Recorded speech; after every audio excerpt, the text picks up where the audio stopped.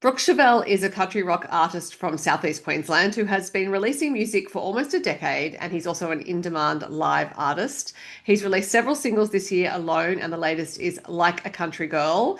So I'm going to ask him what that means. Hello, Brooke. How are G'day. you? I'm great. How are you? I'm very well, thank you. You've had a busy year this year. I was looking at how many singles you've had out, and I was aware of some of them, not all of them. Did you plan to release that many? Yeah, so the original idea was to release 12 songs this year. That was the original plan. And then as I was saying before, my dog passed away in July and it kind of put a spanner in the works because I just kind of fell in a bit of a heap. So I fell behind on the release schedule and but I think I only missed July. Oh no, I missed July and September, but I've released a song every month since then, and not all to radio. Some just to up onto Spotify and Apple Music and stuff, because releasing music's expensive to do all the radio promo and all that kind of stuff. So I just thought I'll just kind of feed the beast a bit and put up some stuff, and it's not all necessarily country either. So I don't really have an inroads into the blues market. So I thought, pointless releasing it to radio when, radio are going to say this is a blues song. It's not a country song. So Right.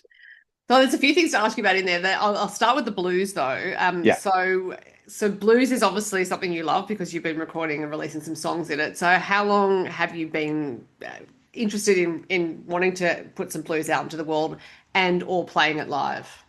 I mean, I guess country is just white man's blues, really. That's what they used to call it back in the day. So it's not a long way from that to, kind of muddy waters and stuff. They're all playing the same chords and singing about the same things. But I've always really loved it, and specifically Gary Moore, that's still got the blues album, is probably my initial step into it because I play guitar for so long that you kind of learn the blues as a jumping off point most times. It's kind of weird on a guitar player note. I meet some guitar players who didn't start that way. They started with country, and Right. we all play so differently. I've played in bands with guys that were come from a country background, and we just think differently. They're like, "How'd you do that?" And I'm like, "I don't know. The same way that you did whatever you just did that I could not possibly do."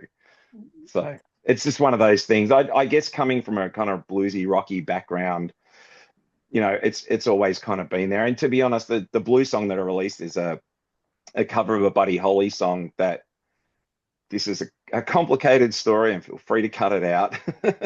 But basically, when I finished the first semester of my university degree, my Mhm. dad bought me a Buddy Holly songbook. And this is a long time ago, pre-internet, and I knew some of the songs because they were the hits, but there were Mhm. some other songs in there that I just had no way of hearing unless I found them on a record or something. Right. And Lonesome Tears was one of them. So I just over the years had developed this way of playing it, which is nothing like the original at Right. all. If you went and had to listen to the original and then listen to mine, the only thing that's the same is the lyrics. Everything else is not even close. But I don't know. It's just one of those things, and my dad loves Buddy Holly, so that's kind of why I did that Yeah, song. right.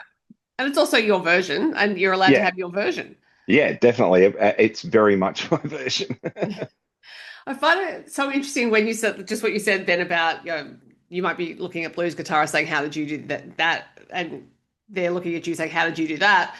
Because I always tend to think you're all so accomplished that it intrigues me that there are actually things that you think, "Oh, I can't do."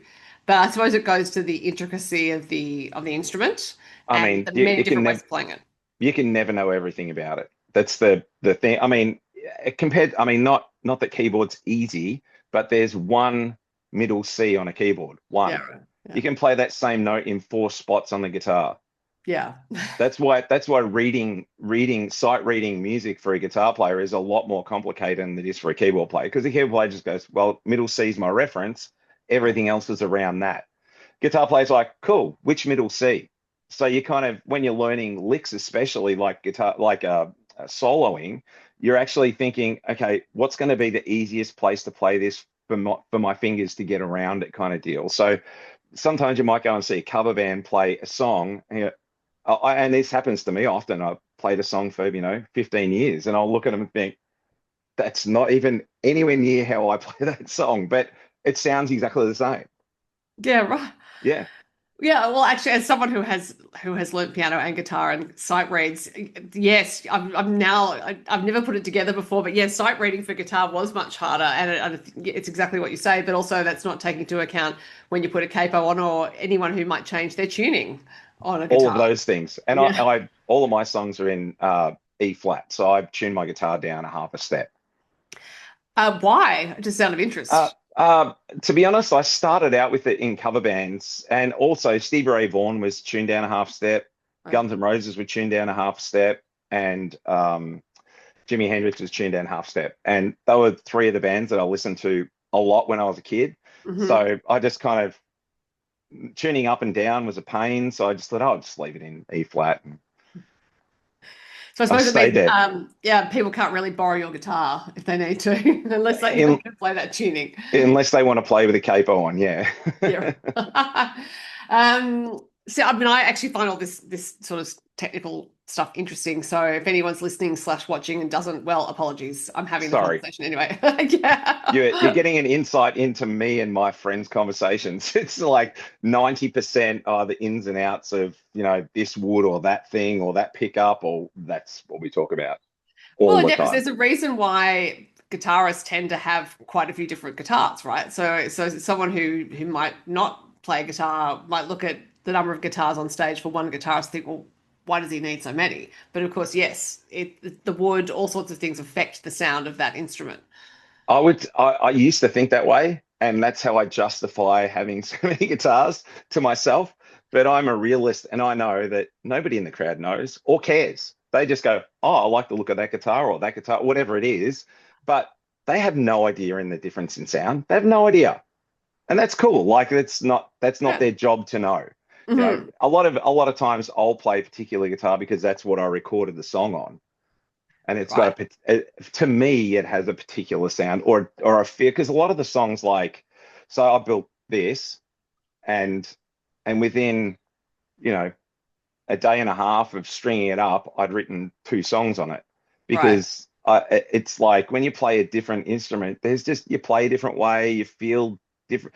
I always find that new guitars bring songs out of me, and I'm not sure if it's the guitar that does it or if it's me, but I mean, a lot of the time I just feel like it's, oh, the song's just coming from there and out here.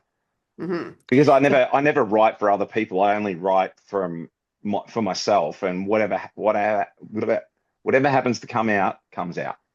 Yeah. And so for anyone who's listening rather than watching, Brooke did hold up a guitar because he's holding one. Now, you said you built that. Yeah. So when did you start making guitars? I built my first one in 2007, 18, and I've pretty much built one a year every year since then, with a mate of mine, Ross Walling, who his company is called Soul Guitars. But Mhm. he's out in Red Bank Plains, and I just go over there every Tuesday. We hang out, talk, and you know, build Make guitars. guitar? Yeah. Yeah, So yeah. did you start making them because there's a particular feel for that you wanted, or a sound that you wanted, or a tone out of the guitar, and you weren't quite finding it in other You, guitars? so I like really big, thick guitar necks, and it's easy on a Stratocaster or a Telecaster. You can just pull a neck off and put a new one on. It's not a Right. big deal. But when it comes to Gibsons, they're either glued in, or like this one here is actually one piece. So Right. it's actually a whole bunch of pieces, but literally they run from the bottom of the guitar all the way up. So Hmm. you're kind of stuck with what you buy. And Hmm. Gibson just don't make guitars with thick enough necks for me, unless you pay big dollars. And I can build them for way less than big dollars. So, so I Right. do. So I'm a cheapskate, basically, is what I'm saying. Well, no, I think you could also just say you just would like things the way you like them, you I know? do. And to be honest, the first two guitars I built are a completely different shape. They're Right. just a shape that I designed and I kind of like the look of. And the first one that I built, I use all the time. Right. Like, that's probably my main guitar at the moment, is that. And I've got way more guitars than I'd like to admit. Well, I won't ask you the number, but do you take commissions? If anyone's listening to this thinking, I quite like a guitar. I can definitely line something up. Yes. Okay.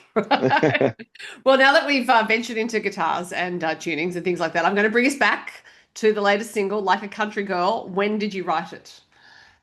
It's probably, I want to say it's the second last song that I wrote in the last run of songs that I recorded. Hmm. And it kind of I always have um I just get obsessed with songs. So I'll hear somebody else's song and I'll get obsessed with it. And I don't want to copy what they've done at all.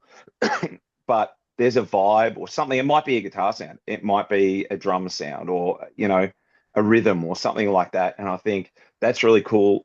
I'd love to incorporate that in something that I do. And for Hmm. me, it was there's a song called Boots On by blanking on the name. Um, one of It'll my come to you. yeah, one of my friends drums for him. I'll get there when I think of it. I'll just go. That's who it was. But yeah, so there's not Boots On, Boots Off. It's called. But yeah, it's just a really cool vibe of a song, and my song doesn't sound really anything like it. But I was just like, that's a cool bend that he's doing at the start of the song, and I wonder if I could do something like that in a Right. song, which is where the intro riff kind of came from, and then I wrote the rest of the song from the intro riff. And to me, it's kind of I had a song out, I don't know, 7 or 8 years ago called "Hot Country Girl," and Hmm. it's kind of a continuation on that theme. Okay. So And was it's it one more. that, sorry, go on. I was going to say it's kind of like there's just so many people out there. Like I play a lot of BNS balls or Hmm. country gigs, and these guys have probably worked their butts off 6 days so that they could have this one day where they just tie one on Yeah. and just let loose and key bang their cars and whips and all that kind of jazz, and they just get loose, very, very loose. And the every time I play at a country, not even at BNS's, because they're usually so drunk that they're going to get up and party anyway. But even at like honky tonks or Chattahoochee's here in Brisbane, there'll always be 3 or 4 girls that get on the dance floor and start the dance floor, and that this song's really for those girls because they're the ones that get the dance floor. If they don't come up, no dude's going to walk up and say, "Yeah, cool, let's party." They're all Yeah. standing back thinking, "Oh, I'm too cool for school." But the girls will come up and dance, and then that brings the guys onto the dance floor, and all of a sudden you've got a packed dance floor. So, Yeah. which is as a muso what we vibe off. Yeah. When Yeah. you're playing a nobody, it's very, very hard to get a vibe on. But when everybody's going off, it's just good time. It's really good time. Well, or when you're playing with the dance floor in front of you and Australians, being Australians, are sort of hanging towards the back of the room and not Yeah. approaching. Yep. Yeah. So you mentioned honky tonks in Chattahoochee in Brisbane, and I have noticed that they actually seem to be putting on a lot of country music. I've seen artists from Southeast Queensland who are playing there quite regularly. So this Yep. is to be, I knew that Brisbane had this country music scene. Gold Coast as well has developed one, but it seems like it's now really burgeoning, and these venues have a lot to do with it. I mean, I moved to Queensland 11 years ago now, and I could count on my one finger how many times I was requested a country song in Victoria. That Right. just literally one time, and it was The Gambler, All right. and that was it. That was just people weren't at the time, like 10 years ago, people weren't aware. Like I would say, when I released my first album, I'd have guys come up and say, "Oh, what country music like Slim Dusty?" And I'd say, "No, not like Slim Dusty, like current country music." "Oh, I don't even know what that is." And I'd say, "Well, maybe have a listen." And every single time they come back and say, "Oh, I don't like country music, but I really like that." And I'd Right. say, "That's because you don't know what country music is. That's a country music album I've just given you." Yeah. But, when I moved up here, everything changed. From like the second gig, I had people requesting. I mean, at the time, it was probably more Keith Urban and Rascal Flatts and stuff like that. And then when Luke Combs came on the scene and Morgan Wallen, like I mean, every single gig, I'll have a request for a Morgan Wallen song every gig.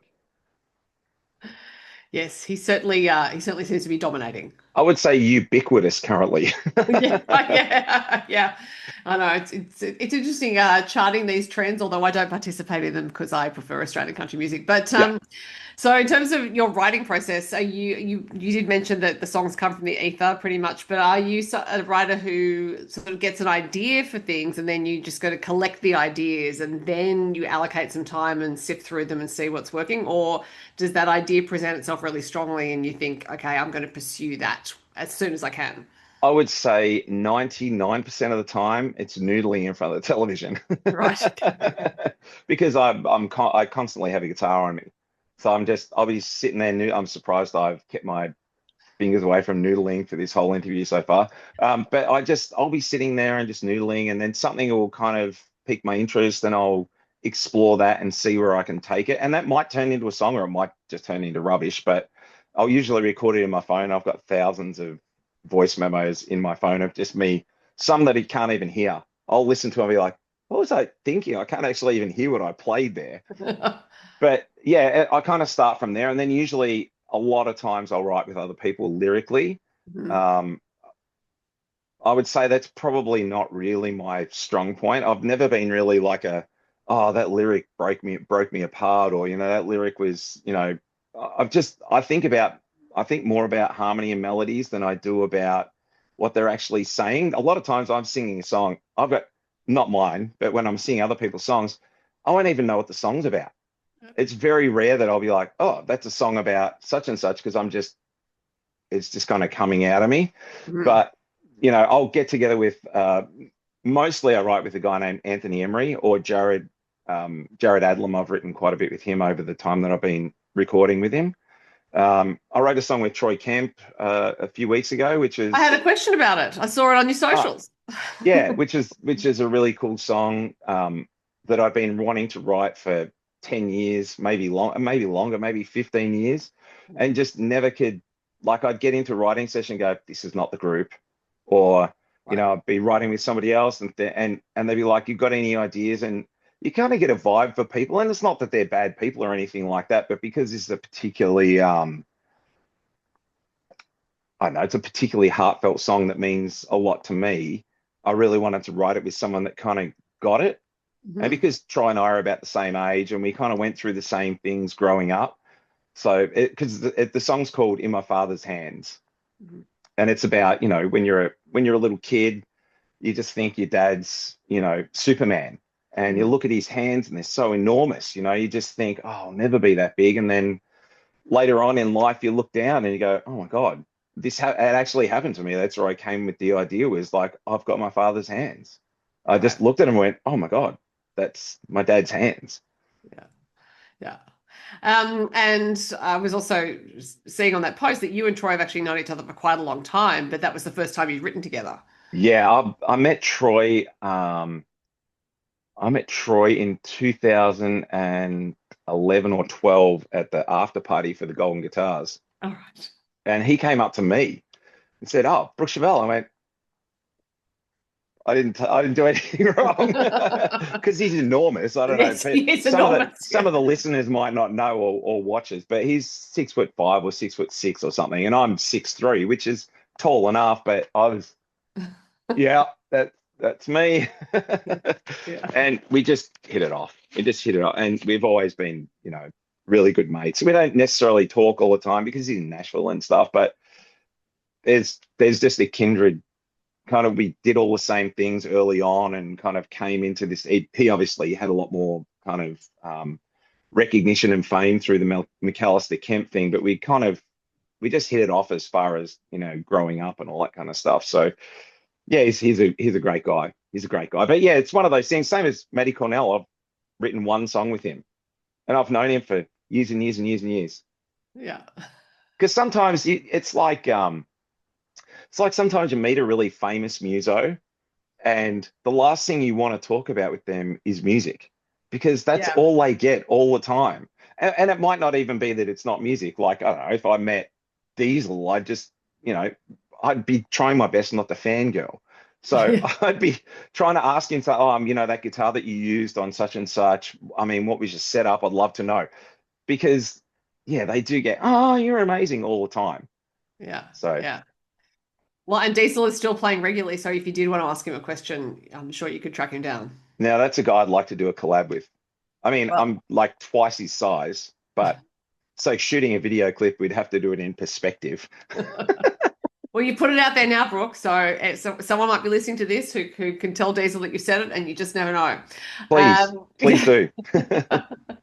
So, because I also you pop up in other interviews where I'm talking to people who have done some songwriting, and you've been part of a group, and some of it's been through QUT. I know there's Yeah, something that Gavin Carfoot's been running there. yeah, So amazing. it seems that you work well in a collaborative environment. Honestly, I find it very, very difficult. Oh, there you go. I find it very, very difficult because so Anthony, the guy that I write with most of the time, he and I have just got this understanding where we can say to each other, and I won't swear because we usually do. We normally say, "Could you?" And he said this to me multiple times. Could you actually see yourself standing on stage singing that garbage? And I don't get offended. I either think, well, yeah, I could, and there's no ego between us. Yeah. Whereas when you're in a room with five artists, there can be a lot of ego in there. And Hmm. I'm not that guy, so I usually would just shrink back and Right. think, I'll just let this happen. And if I've got something to put in, I'll put it in because I have very definite thoughts about songwriting. And because I do write this way, I'm not writing this Hmm. way. I'm not Hmm. thinking what could be a hit. I've never ever written a song and thought what could be a hit or Yeah. what do people want to hear or what's big at the time. I never ever have thought that. I've always just thought, okay, this came out because I was listening to this set of music or whatever it is. So sometimes I get into a writing session and I literally don't have anything to say. I've been in those sessions. I've Okay. also been in sessions where I felt like I wrote the whole song. So Right. it's just very, I mean, and I guess that's the same for everybody. Like the song that Adam and Maddie released, Our Church. Hmm. So I was in that, right? There was five of us, and I was very like, I'm very social. I didn't realize I was so socially awkward until only about 3 or 4 years ago. I Right. just thought, oh, I just kind of, this is me. I just kind of a bit of a loner. But it's not that. I just get super awkward around a bunch, especially if I don't know them very well, because I don't want them to be thinking, oh, he's a bit of a dickhead or whatever. And it's just imposter syndrome, really. And I've always had that since I was a kid. And but yeah, in that right, I ended up thinking we got to halfway through the chorus, and I was just like, oh, I need to get out of here. So I actually went to the loo and wrote most of the second verse in the Ah. loo, like standing at the loo, just typing as you do.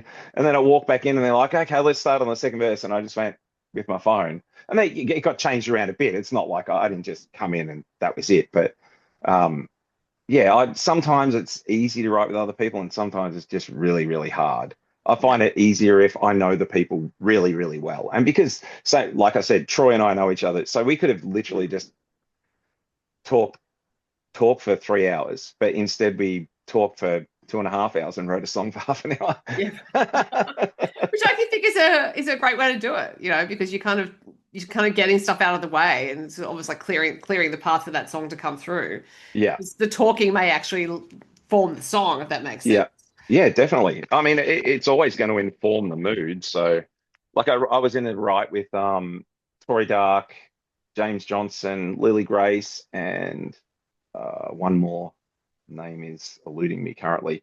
Um, and I think I put one line in that, maybe one word in that song, Right. just because James is a very like out there writer, and he took the lead, and you just go, Mhm. well, it's flowing, and this song sounds really good. I'm not gonna, if I haven't got anything to contribute really, then Yeah. what, and I'll, put things out, and they wouldn't get in, or they did get in, or whatever it was. Yeah, it's a whole, it's difficult. It's difficult. Like it just is. I guess it'd be like, just imagine going up to Van Gogh and saying, "Hey, actually, I was thinking, should just do a bit of this over here." But I think it is a good idea for anyone engaged in creative work to know their own nature. If you know that you actually work in certain ways, that they're the ways you should stick to, because there can be all sorts of stuff saying, oh, you should be doing this and you should be doing that, but it often just doesn't suit someone's nature, and then they can Yeah. beat themselves up for thinking, why doesn't this work for me? It works Yeah. for other people. It's like I say, if someone's an owl rather than a lark, they shouldn't attempt to get up early and write, because they're just never going to do it, or they're going to be exhausted. They should write late at night instead, except that they might have heard, oh, it's good to get up early, but that's not their nature. I find that my most inspired stuff comes out when I'm so tired and ridiculously like I have to be almost at the very end of the day and delirious. I would think of Delulu is probably a good description. Yeah. And I find that there's it's like there's a wall in between your creativity and your brain. Mhm. And sometimes that needs to switch off. And because I don't take any mind-altering substances, Yeah. that's me. It's just really late at night and I'll just get to the edge of that thing. And all of a sudden well, I'm so tired. Why is this flowing out now? Because the channels are open. I Because think the that's what channel's it right. is. Yeah. That's exactly what it is. It's just that there's no wall in between your subconscious and your conscious. And sometimes it'll just flow out and you write a song in 20 minutes. I've Yeah. done that multiple times. And other times you'll spend 3 years on a song. I think it could be also that you're so tired that you don't have the energy to get in your own way. Yeah, I think that's probably right. Yeah. It's like it's because yes, exhaustion can be quite useful. Now you mentioned recording with Jared Adler, which you've done for a while, and Yeah. I've been saying this in other interviews. I'm surprised this man has any bookings open for a year in advance, because he's so popular at the moment. I'll just let you know he doesn't. Okay, right. And you know how I know that? Because I can't get in with him for another year. Oh well, he just is it lately. I don't know what's going on. He just seems to be the busiest producer in country music. Yeah, he is, and rightly so. He's amazing. I remember having a conversation with Jake Whitaker I was backstage actually at Tamworth at one of Brandy's show in the park, and I said he just needs one person to have a big hit, and then we'll never be able to book in with him anymore. Right. And that happened. So Yeah. Well, I also wonder if it's not an outgrowth of this scene that's happening in Southeast Queensland with country music. There are now quite a few artists who are living there, performing there regularly. You're all talking to each other. You're all recommending the people you know who are great, yeah, and he's been the beneficiary of that. yeah, and I mean realistically, that's the business. Yeah. Unfortunately, I'm so bad at interpersonal relationships, so it's not. I mean, I just feel really awkward meeting people. That's my difficulty, and it's a hard business to be in when there's so many people. Part of it is networking. Hmm. I'm just not a great networker, and I think it's. I'm not even sure why. I think I was kind of raised as a kid of the children to be seen and not heard. Right. And so I've kind of taken that to the nth degree in my age. No, I don't know. I think you learn a lot by listening. And sometimes that just puts me in a position where I haven't said anything and people don't, I mean, they might know who I am, but they're not necessarily thinking, oh, wow, Brooke's conversation was amazing, especially if there's a group. If it's one-on-one, it's probably a different situation, but those big group situations, I usually just back away from and end up sitting by myself. Well, I do think there are a lot of people who would understand that and probably appreciate you saying it, actually, because it can look like, and also some people who might pretend that they like it. And I guess part of networking is a fake it till you make it element, but it's also that difficulty of thinking, why isn't it enough that you're great at playing, singing, performing, writing, recording? Why do you also have to be great at networking? I think that is. And That is, social well, media. and social media, yeah, which is another thing again. It's a separate skill, Yeah. it really, really is. It's not like some magical switch that everyone can flick and be good at it.